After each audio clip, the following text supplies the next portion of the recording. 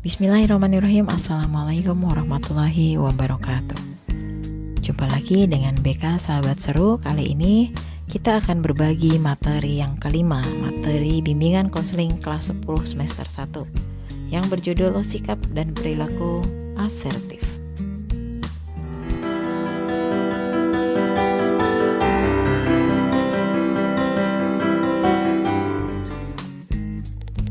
Pertama, kita akan melihat pengertian dari perilaku asertif. Asertivitas adalah suatu kemampuan untuk mengkomunikasikan apa yang diinginkan, dirasakan, dan dipikirkan kepada orang lain, namun dengan tetap menjaga dan menghargai hak-hak serta perasaan pihak lain. Dalam bersikap asertif, seseorang dituntut untuk jujur terhadap dirinya dan jujur pula dalam mengekspresikan perasaan, pendapat, dan kebutuhan secara proporsional, tanpa ada maksud untuk memanipulasi, memanfaatkan, ataupun merugikan pihak lain. Seseorang yang asertif memiliki kriteria sebagai berikut ini. Yang pertama, merasa bebas untuk mengekspresikan perasaan, pikiran, dan keinginan. Kemudian yang kedua, mengetahui hak mereka. Yang ketiga, mampu mengontrol kemarahan. Tidak berarti merepress perasaan ini, akan tetapi mengontrol dan membicarakannya kembali dengan logis dan tidak dilandasi emosi semata. Selanjutnya kita akan melihat ciri-ciri perilaku asertif. Ciri-ciri individu yang berperilaku asertif adalah sebagai berikut. Yang pertama, bebas mengemukakan pendapat dan pikiran baik melalui kata-kata maupun tindakan. Kemudian yang kedua, dapat berkomunikasi secara langsung dan terbuka. Yang ketiga, mampu memulai, melanjutkan, dan mengakhiri suatu pembicaraan dengan baik. Kemudian yang keempat, mampu menolak dan menyatakan ketidaksetujuan terhadap pendapat orang lain atau segala sesuatu yang tidak beralasan dan cenderung bersifat negatif. Yang kelima, mampu mengajukan permintaan dan bantuan kepada orang lain ketika membutuhkan. Yang keenam, mampu menyatakan perasaan baik yang menyenangkan maupun yang tidak menyenangkan dengan cara yang tepat. Yang ketujuh, memiliki sikap dan pandangan yang aktif terhadap kehidupan. Kemudian yang kedelapan, menerima keterbatasan yang ada dalam dirinya dengan tetap berusaha untuk mencapai apa yang diinginkannya sebaik mungkin, sehingga baik berhasil ataupun gagal ia akan tetap memiliki harga diri atau self-esteem dan kepercayaan diri atau self-confidence.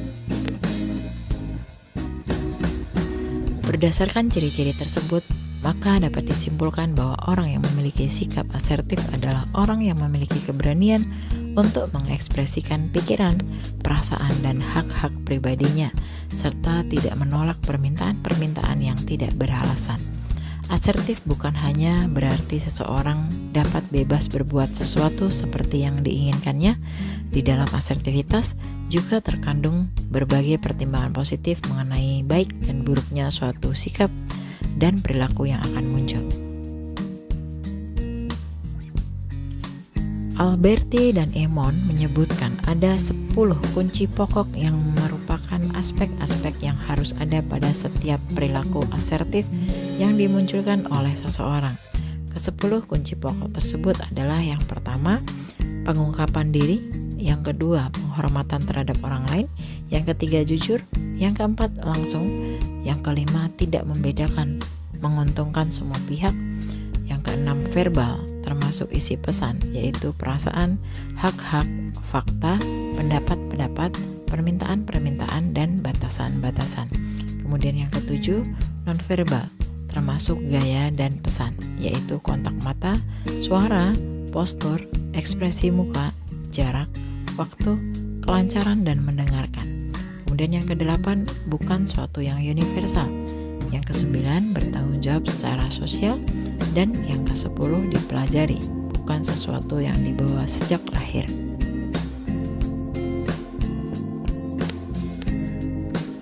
Berikutnya akan kita bahas tentang aspek-aspek perilaku asertif yang dapat dikategorikan sebagai berikut. Yang pertama, konten atau isi, yaitu perilaku verbal atau apa yang dikatakan oleh seseorang kepada orang lain dalam mengungkapkan hak dan kesungguhan. Kemudian yang kedua, paralinguistik, yaitu berbicara yang berbeda dari kata-kata aktual atau tata kalimat, memuat banyak arti seperti nada suara, keras lembutnya, intonasi, irama, serta sikap ragu-ragu menyampaikan informasi. Yang ketiga, perilaku nonverbal. Yang keempat, kemampuan berinteraksi. Sungguh keliru jika kita mengira bahwa bersikap asertif sama dengan tegas dalam menyatakan perasaan atau pikiran secara belak-belakan. Tak peduli orang lain menjadi kecewa atau sakit hati. Jadi selain mampu menyatakan keadaan apa adanya dalam situasi yang tepat, kita juga harus mampu memahami orang lain. Inilah ciri khas perilaku asertif. Situasi yang tidak sesuai dengan kebenaran yang kita yakini tentu menimbulkan kekecewaan. Bila hal ini terlalu sering kita alami dan membuat suasana hati menjadi negatif, kita perlu bertanya pada diri sendiri, mengapa aku mudah kecewa dengan keadaan yang aku alami? Tidakkah ini berarti kita lebih fokus pada faktor eksternal pada diri kita? Sementara kesehatan psikologis diketahui lebih banyak ditentukan oleh faktor internal dalam diri. Seperti konsep diri positif, berpikir positif, kecerdasan emosi, dan sebagainya. Bila memiliki konsep diri positif, kita akan merasa nyaman dengan diri sendiri dan cenderung dapat berpikir positif. Bila menghadapi orang atau situasi yang secara objektif tidak sesuai dengan norma standar kebenaran universal, lewat kecerdasan emosi, kita dapat menanggapinya dengan kepala dingin dan memahami apa yang terjadi secara menyeluruh dan memiliki respon yang tepat. Dengan demikian, hubungan dengan orang lain akan berkembang positif dan hidup terasa lebih menyenangkan. Sebaliknya, tanpa mengembangkan modalitas internal seperti itu, kita cenderung mudah kecewa dan marah. Kita bisa menyerang orang lain dengan kata-kata yang menyakitkan, bahkan mungkin secara fisik. Alkisah, seorang pria pemimpin sebuah perusahaan telah 10 tahun dikenal sebagai pemimpin yang pemarah dan otoriter.